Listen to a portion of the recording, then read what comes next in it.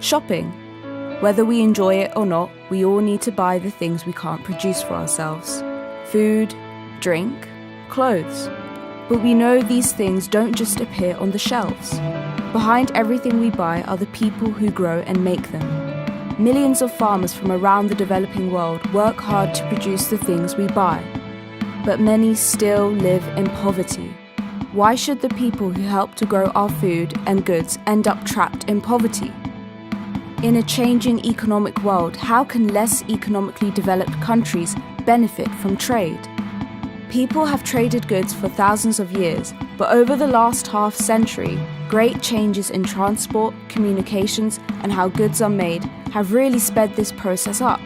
Our increasing interconnectedness is known as globalization.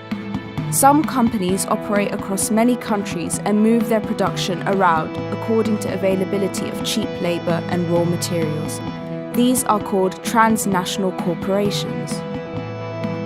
The benefits of globalization go largely to the most economically developed countries, or MEDCs. While global trade has undoubtedly created wealth, the benefits have not been evenly spread, widening the gap between the world's poorest and richest people. Why is this? Countries that depend on agriculture often benefit less from global trade. They may have little manufacturing industry, less well-developed transport, communications and trading relationships, and ultimately no say over global market prices. George, a sugarcane farmer in Swaziland, explains how being part of a global trading system affects him and his farm. The cost of harvesting and haulaging the cane to the mill is high. Power, electricity is charging us high. Fertilizer is also costing high. Chemicals for controlling weeds, they are also charging high. So we're struggling, I'm telling you. And those who are managing, they will find that they are getting nothing to take home because it's hard. On top of this, many LEDCs rely on one or two products, such as sugar, which means when the price for that product falls, the country's entire economy can be badly affected. All these factors mean less economically developed countries are dependent on wealthier countries. As a result, smallholder farmers in LEDCs are being shortchanged. No matter how hard they work, they still aren't getting paid enough to get by. So what's the impact of this on farmers? Being paid less than what it costs them to break even growing crops, farmers and their families get trapped in a cycle of poverty. Many can't provide for their families. Farmers have to make tough choices about what to spend their money on, sometimes meaning they don't have enough to pay to see the doctor when their children are sick, or cutting down to just one meal a day. Many farmers don't even have running water, which makes life even more difficult. So how can trade work for everyone, not just those in more economically developed countries? To make trade work for everyone, farmers need to receive a price that reflects the hard work they put in and the real value of their products in the process of bringing the things we love to our shop shelves. For example, the biggest chocolate companies can make billions of pounds profit every year, yet many cocoa farmers who grow the most important ingredient in chocolate live in poverty and do not get much of a share of the value of the chocolate they help produce.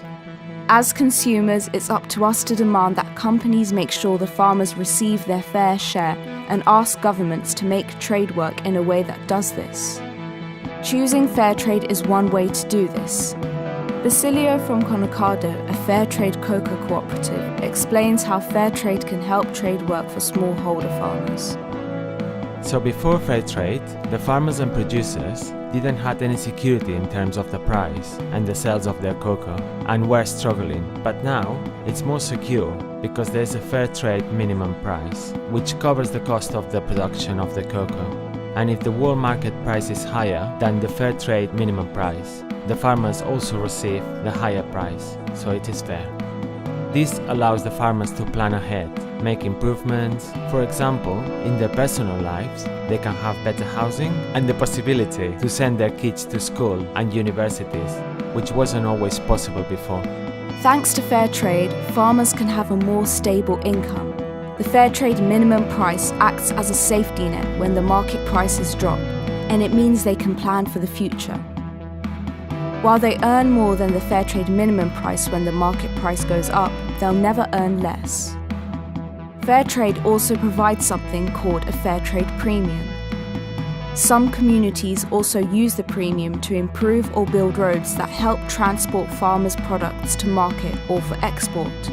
All of this not only improves the farmers' lives, but their families and communities too. Fair trade also works to bring better terms of trade for deals in the EU and other markets. With the support of fair trade, the lives of farmers and their families across the developing world are improving. Global trade can help countries develop and grow economically, with the potential to lift hundreds of millions out of poverty, but only if farmers are paid a fair price.